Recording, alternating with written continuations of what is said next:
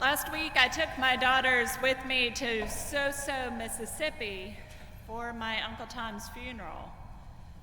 My father's family, his parents, his grandparents, his aunts and uncles and cousins and second cousins and cousins once removed, all the Shaws really, are from Mississippi.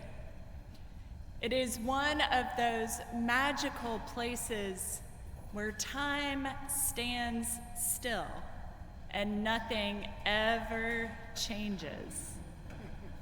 It could be a small town you find featured in a Pat Conroy novel. There are still cows out in the pasture and old farm equipment left in the same spot in the field as when I last came through almost 8 years ago. We all piled in Aunt Nancy's kitchen last week and told stories of times long ago, of adventures together when we were all young.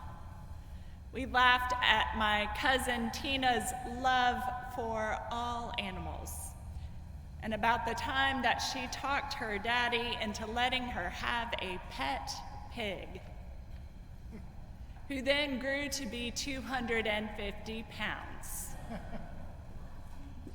Or the goat who fell in love with my Aunt Nancy and kept breaking free from his pen and headbutting his way through the back door and into her dining room. Various people would come and go as we sat around talking late into the night.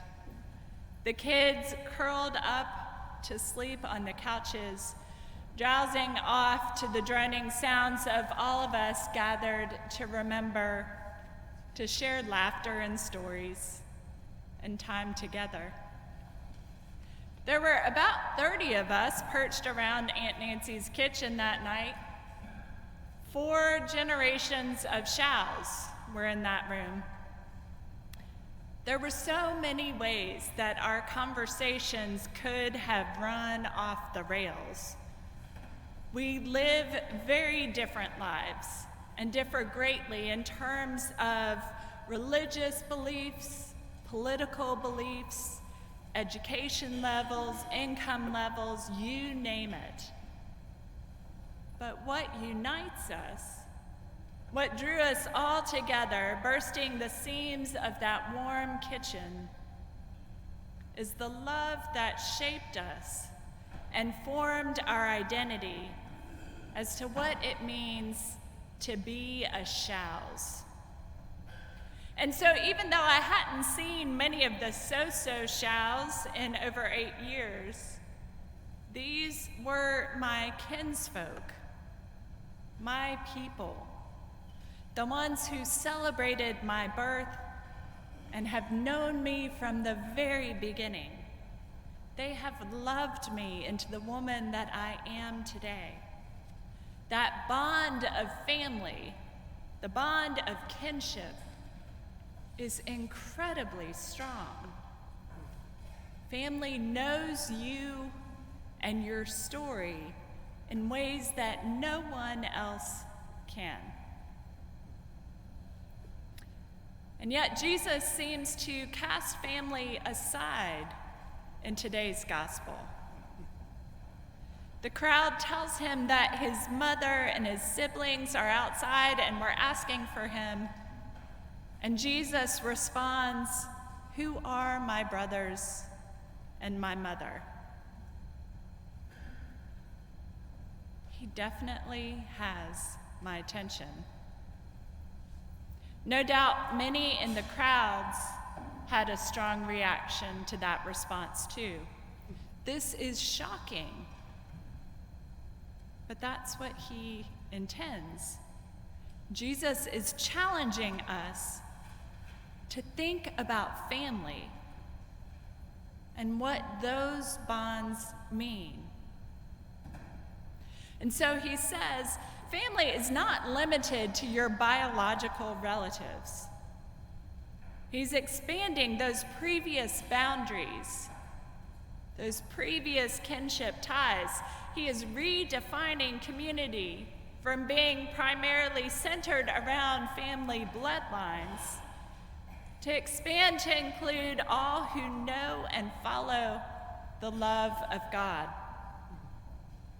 He is redrawing the lines of belonging.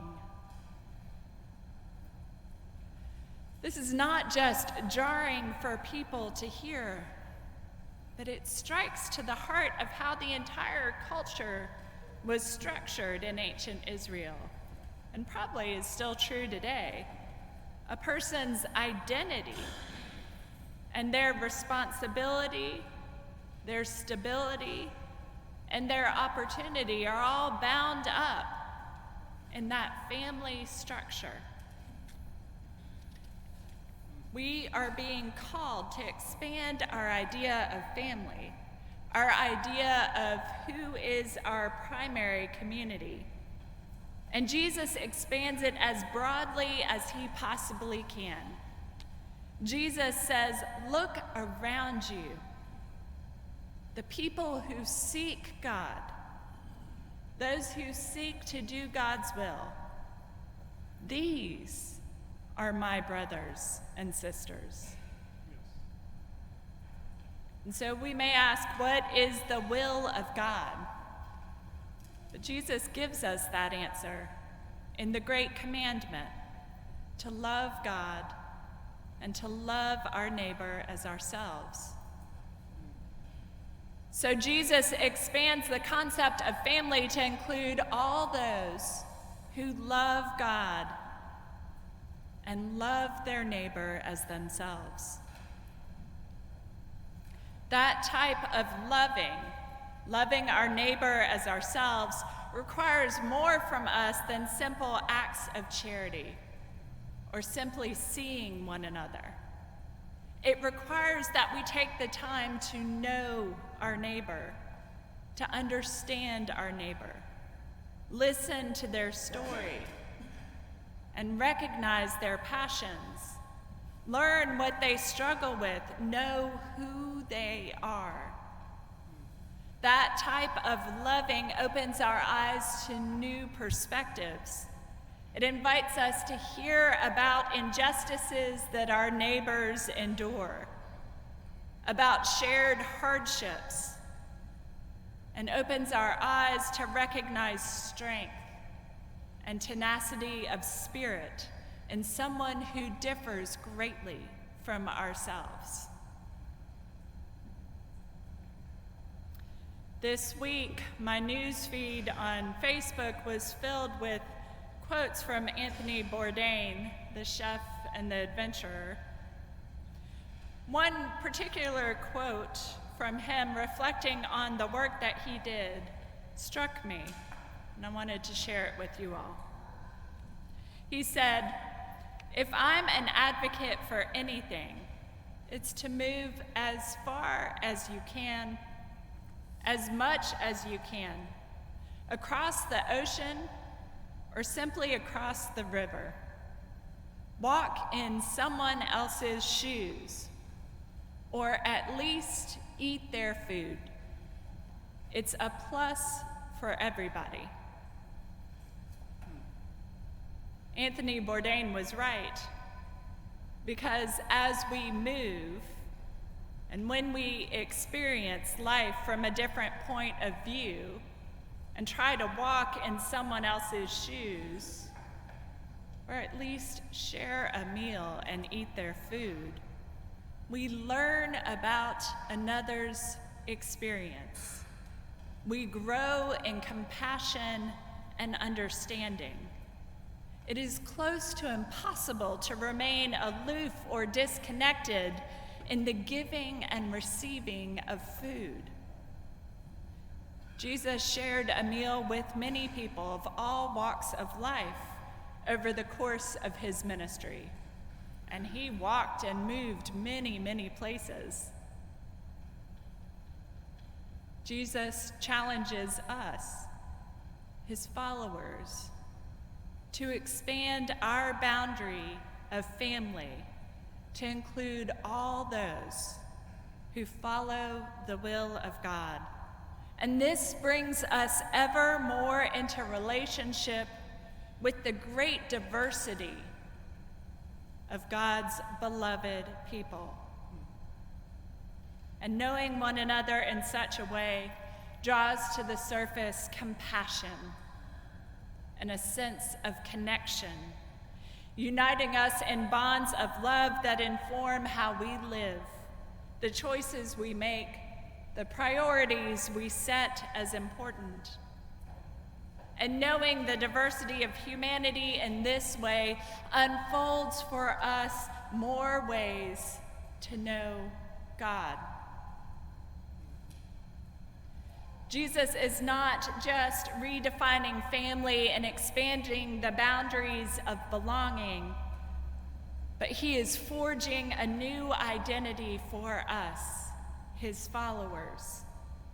The claim of blood kinship is no longer primary, but is surpassed by the claim of kinship in the family of God. This is what defines who we are. We are children of God. We know God and God's love for us all. And this is what grounds us and informs how we move through the world. We are the family of God, and this identity binds us as family to all humanity. The invitation to be in the family of God is available for all. The work that we have to do here in this place is to redefine and expand the boundaries of belonging so that more and more people, our neighbors, our friends, visitors, will know that there is a place for them here in this community. How do we make the boundaries of our community more permeable and more expansive? You belong here in this family of faith. I belong here. The questioner belongs here. The skeptics belong here.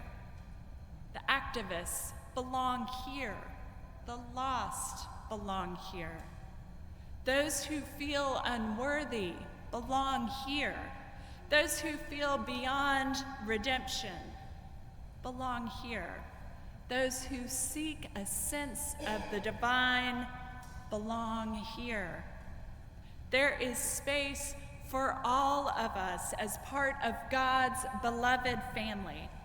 And because we all belong to the same family, we are bound by love, we are united in faith, and we are filled with compassion and desire to work together for our collective redemption.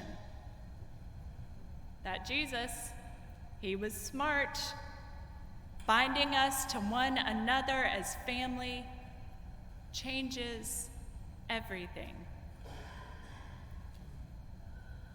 As we gather together around God's table, let us be fed, and then go forth to proclaim with our words and our actions love for one another as fellow children of God.